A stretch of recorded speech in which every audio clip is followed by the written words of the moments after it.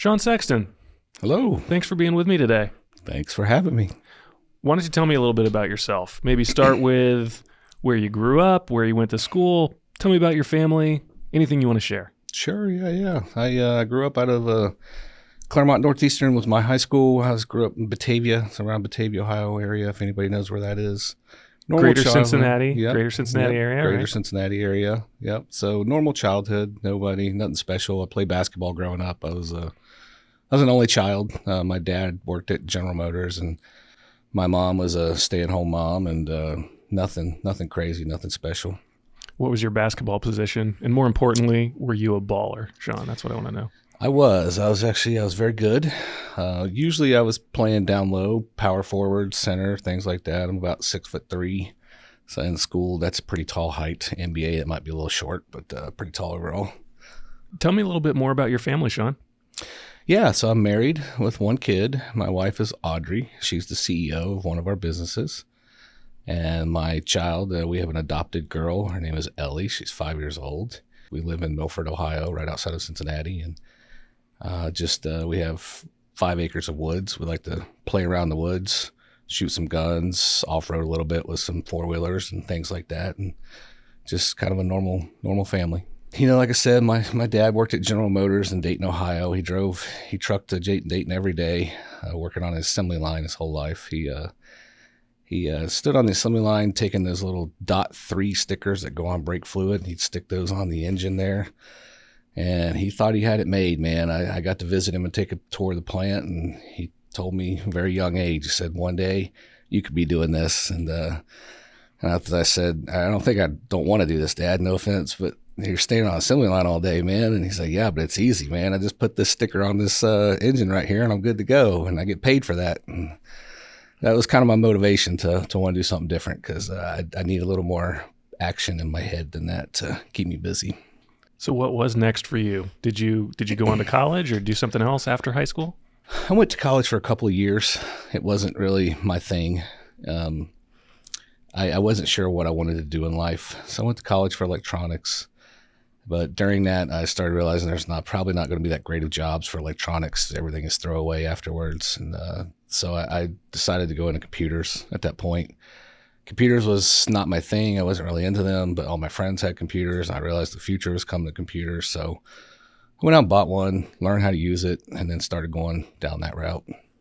How did you go from just starting to get into computers to starting an IT managed service provider? Yeah, so when I went into computers, I found a corporate job. It was my one and only corporate full-time job in life. They sought me out. They found me and asked me to come in and apply for this job. And it was actually at a hotel. So the company they were out of California. They flew to Cincinnati for this interview. And so I went there, and when I did, there was like 30 other people that were interviewing for the position. And wow. And we sat down, and they gave us a test right off the bat. And I almost just threw my hands up and said, forget this. I'm not doing this. I don't even know what the job is. You haven't told me anything about it yet. But then I thought, I'm here. I might as well do it. So I took this test along with these 30-something other people. And then when we're done, they asked us to stick around in the lobby while they graded these tests. And like, even more ridiculous, why am I still here, you know?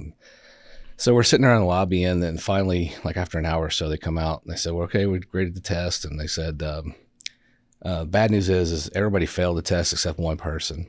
And I thought, see, what a waste of it. This was on a Saturday too, by the way. I said, what a waste of my Saturday.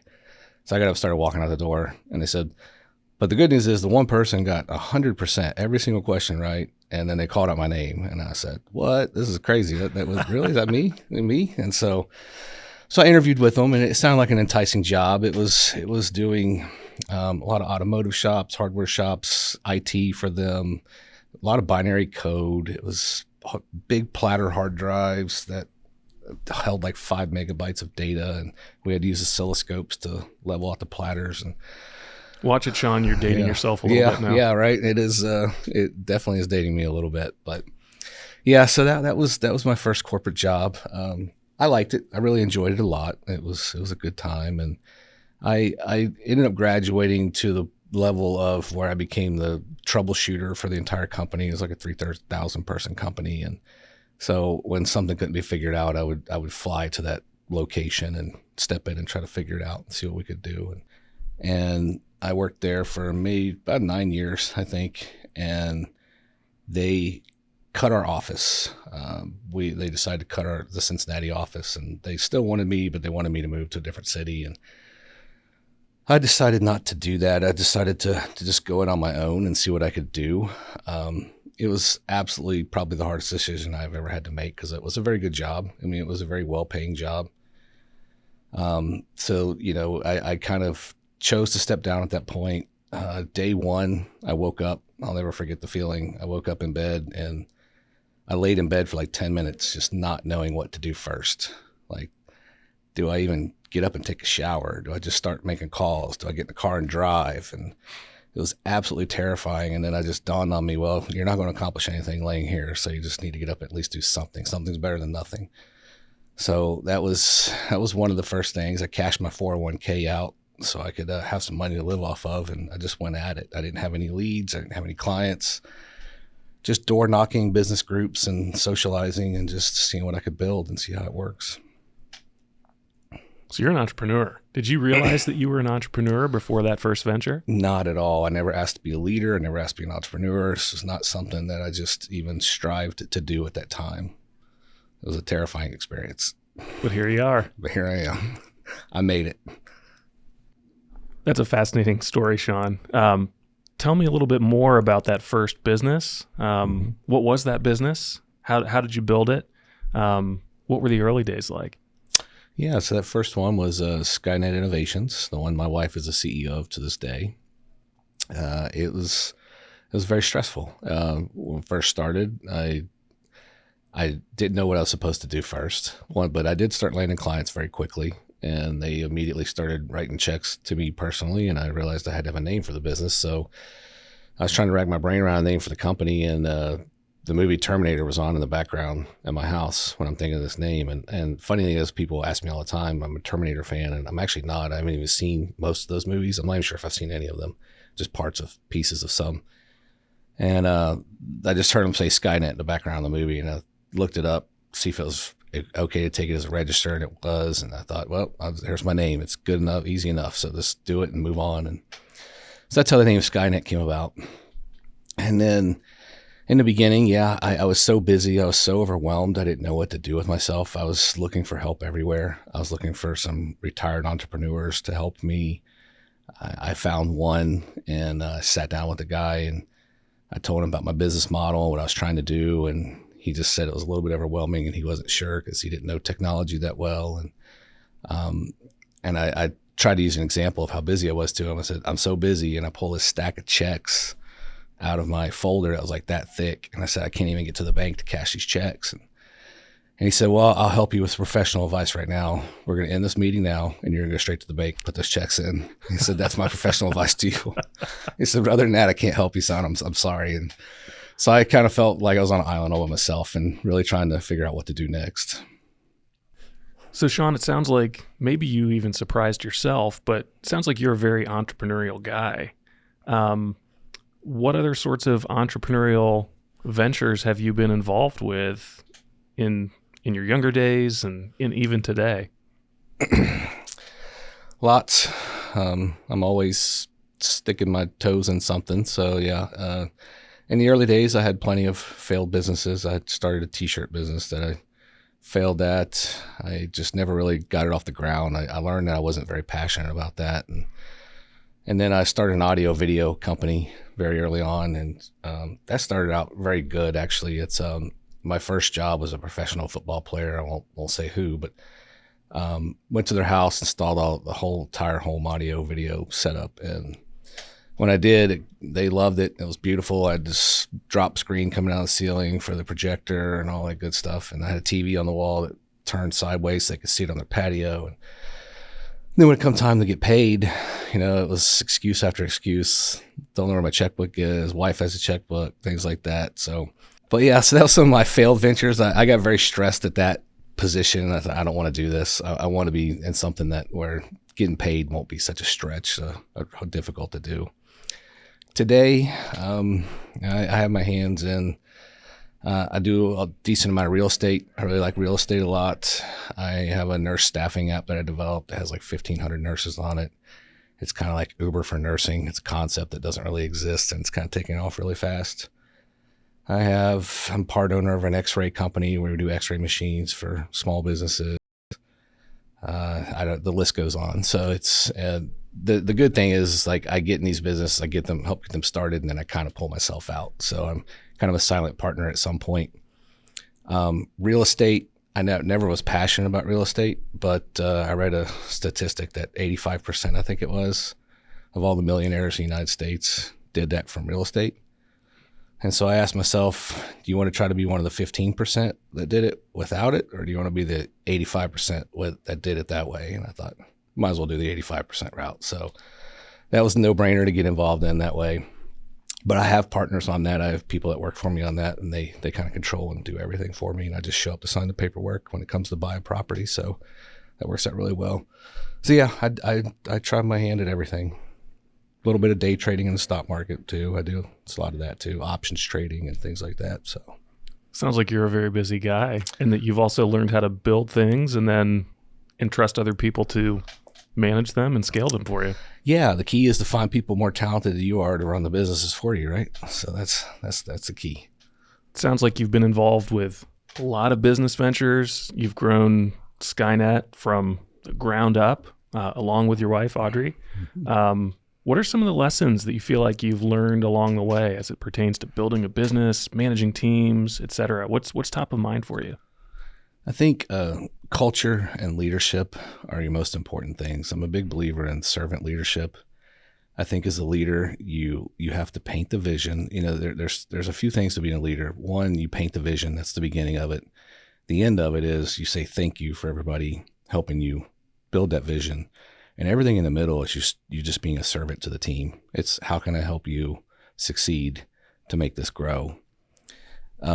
Culture is the other thing. I think culture is absolutely everything. People have to understand your values because the customers love you. That's how you built a business in the first place. So now you have to train the employees of the business to reflect your values to that customer. And I've had conversations with customers in the past, and I've told them the most important thing, priority one for me, is my employees. Priority one is not even my customers. Most people say customer's always right, or priority one is always the employee or the customer. And I say customer's actually second. I take care of the employees first. I focus on them first. And in turn, I expect them to focus on the customers and take care of them. I love that. Build into the people who are serving your customers. Yeah. Let them take care of it. Exactly. I'm curious what advice you might give to someone who's maybe just discovering that entrepreneurial spirit in themselves, and maybe they're thinking about starting their first business. What kind of advice would you give to that person? I try to give my advice based on that person's personality, on what they need to hear. But one of probably the most common things I catch myself telling startups and small business owners is there's always somebody going to be more talented than you, but there's never an excuse to let somebody outwork you. And the number one reason I see these small businesses fail is they just don't put the time in. They have the talent, but they just quit at 5 o'clock. And there's no small business growing if you stop the clock at 5. So I know that Skynet Innovations is now part of Blue Alliance. Yes. Can you tell me a little bit about Blue Alliance, what that is, and how that came to be? Sure. Yeah, absolutely. So the other co-founder is Nick Recker, and we got to talking about how private equity groups were always reaching out to us on a daily basis, multiple times a day, trying to buy our businesses. And Nick had this idea to create a Blue Alliance holdings company that could get these MSPs in their umbrella, but not strip them of their identity or their culture. Instead, take, the back end stuff off that no business owner wants to deal with, finance and HR and stuff that, I just dreaded. And so he had this idea, and it just really lit my eyes up and said, let's do it. Let's make it happen. I'm all in. So that's kind of where that came from. What were the early days like with you and Nick at Blue Alliance, and what has that looked like since? Yeah, so it's a lot of just trying to figure out how to approach these things, and we still are to this day. It's still a newer company, and we're learning every day how to handle these things. And As a business owner, your job is to look at all the negatives every day, all day. The positives, they don't need your attention. So you just forget about those. So we're always focused on the negatives constantly. And we realized that a while back that we do have to start reminding each other, hey, how far we've came so far, instead of just looking at the challenges. And so we do that a lot, and that helps get through all that. But it's a heavy lift, and we're doing great. We're doing, just fantastic at it. We have plenty of companies interested in joining us. We have companies under LOI, and we're moving right along. That's fantastic. As you think about the future for Blue Alliance, what gets you personally most excited about the future? I think just growing it in general, and then seeing the owners motivated to grow their businesses when they become part of Blue Alliance. Because you meet so many business owners, and the first thing they start to do is they treat it like it's a therapy group when you sit down and you talk to one about mostly finance and HR and all these employee challenges and things like that. And just feeling on an island alone, it's very lonely as a CEO or a business owner. And now, we're bringing to the attention, hey, you don't have to be alone. There's multiple CEOs in this umbrella. We can all talk now. We can tell each other things about these businesses. And it just gets everybody excited and motivated to grow the business more and faster. Have you seen that sort of promise of community amongst owners of these MSPs that come together under the umbrella of Blue Alliance? Has that really blossomed into something that people are saying now that they no longer feel alone? Absolutely. That is the first thing, is that weight lifted off their shoulders. Now there's different types of stress that come in afterwards. The transition to be part of Blue Alliance and things like that there's a work in progress there. But they immediately start seeing the lift off of their shoulders of just having to worry about things alone. That happens really quick, because now Nick and myself are always available for those CEOs. That's great. And I imagine, in addition to you and Nick, the CEOs of these various MSPs can also turn to one another. Absolutely. And learn, best practices that maybe one MSP was following. That learning can be applied elsewhere, right? Yep. And we push them to do that. We tell them to have conference calls amongst themselves without Nick and myself involved in it. And just, I know there's a certain type of conversations you may want to have that we're not involved in sometimes. And we totally support that. And you guys should do that. So, yes. So, Shaun, when you meet a new MSP owner, or you meet an MSP owner for the first time, what do you hope that they will learn or discover about Blue Alliance? I think the funnest part is PE groups are constantly talking to them. But when I talk to them, I'm coming from, I've been through what you're going through. There's nothing you're going to say that surprises me. And don't even try to hide it, because I know better. If you tell me everything is fantastic and your bottom line margins are amazing and this is all hunky-dory, I know better. So that pulls that wall down really quick with them, and they will start talking about their challenges. And then back to, being a little bit of a therapy group, listen to them really unload on all their challenges, and then just sharing the fact that you've been through it too constantly. And now you're building that friendship, and then making them realize that Blue Alliance it's an operator-led MSP investment platform. So we've done it, we've been there, and we're involved along the way. So that's probably the most important thing, the neatest thing to see. I've heard you describe how many different things you're involved with, different businesses that you've started, how you've been successful at Skynet, and you and Nick and now many others have been very successful at Blue Alliance. How do you think about just sort of managing all the hard work that goes into that with having a family, having friends, enjoying, some other hobbies that maybe aren't making you money? I think the notion of work-life balance is maybe sometimes a little misleading. Like, you can't just completely, cordon off different areas of your life. Mm-hmm. But I'd love your perspective on that. How do you think about doing all the things that you're doing and just maintaining a high quality of life? Yeah, I mean, the work-life balance is definitely a blurred line in my world. I look at everything as there's a 24-hour day and it all has to get done. Doesn't matter what time of the day that is. If it's personal, it's personal. If it's work, it's work. It just all has to get done. I think you have to learn that you need to enjoy the journey. A lot of people focus on goals a lot, and I actually don't focus on goals so much. If I focus on a goal, then all I'm doing is looking at the end result. And I would rather focus on the process and not worry about the goal so much. And the process is what can make you happy. You just put focus there. And at the end of the day, you have ambition and you have your mental well-being is how I'll put it instead of like physical well-being. And I look at ambition as like a cheetah. If you go all ambition, then that you're running to that finish line as fast as possible, but your mental well-being is going to suffer from it. And then vice versa, if you only look at your mental well-being, well, that's a turtle. So that's you're never even going to get off the couch. So you have to find that balance of when you're a cheetah and when you're a turtle. And then just comparison that's the thief of happiness.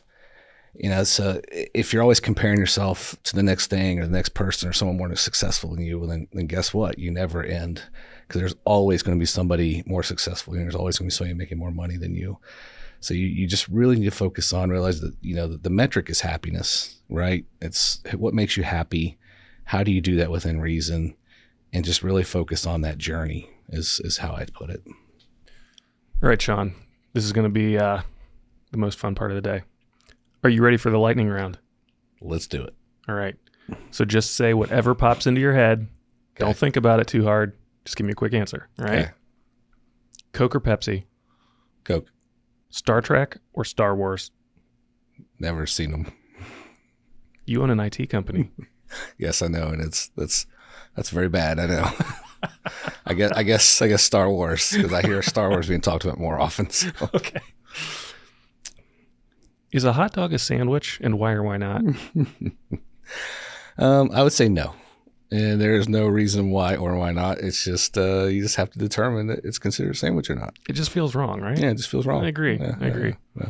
Texting or talking, what do you prefer? Texting. Your favorite day of the week? Monday. Monday? Yes. That's what Nick said too. Oh, wow. Yeah. Interesting. Why Monday? Sunday, I'm bored, pacing the room, ready to get back to work, and you can't bother your employees on Sundays, so I'm just ready to get at it. You're ready to start bothering your employees on Monday then? Yep. Okay. Ready to see what's going on. Okay. What was your nickname when you were a little kid that your parents used to call you? Cheyenne. Cheyenne? Yep. Interesting. I don't know why. Can I call you that from now on? Absolutely, I do it. How long does it take you to get ready in the morning? Maybe 15 minutes. Fill in the blank. Taylor Swift is? Music. That's right. She's a musician. I had to see. I'm surprised I knew that, but I did. I did know that. You have to choose this superpower. Invisibility or super strength? Strength. Who was your first celebrity crush? I don't have any celebrity crushes. Never? I never watched a lot of. I watch TV, but I didn't pay attention to who the actors and actresses are. So okay, yeah, not a big pop culture guy. I'm getting that. Yeah. Where's the place in the world that you would most like to travel that you have never visited before? Oh, maybe like Ireland. Maybe it'd be kind of cool to see some bars that are older than the United States. I've still not done that yet. What's your favorite junk food? Doritos. Yeah. Favorite childhood TV show? Oh, man. Teenage Mutant Ninja Turtles? Great choice. Yeah, maybe. Favorite Halloween costume that you personally have worn? Superman. Strength. Your favorite ice cream flavor? Caramel. Say a word in Spanish other than hola. No bueno. That's 2 words. There we go. Good job.